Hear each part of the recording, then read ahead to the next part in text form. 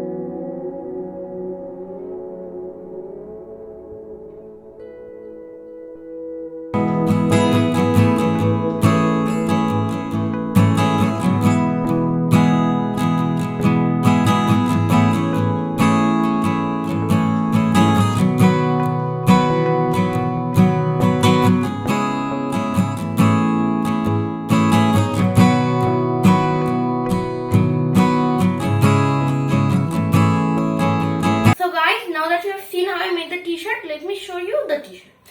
Look, isn't it beautiful? Man, this is really cool. I've not only made this t-shirt, I've made a yellow t-shirt and a pink t-shirt in which I have written a message on it. I love my dad, because I do. See? I hope you can see this. Let me show you this again. I'll show this to you again. Yeah. So yeah, even you can write these messages. So I guess I taught you how to make origami t-shirts which work as message cards. So I'm going to now give this card to my father. This card to my father for Father's Day. So yeah, I hope you enjoyed this video.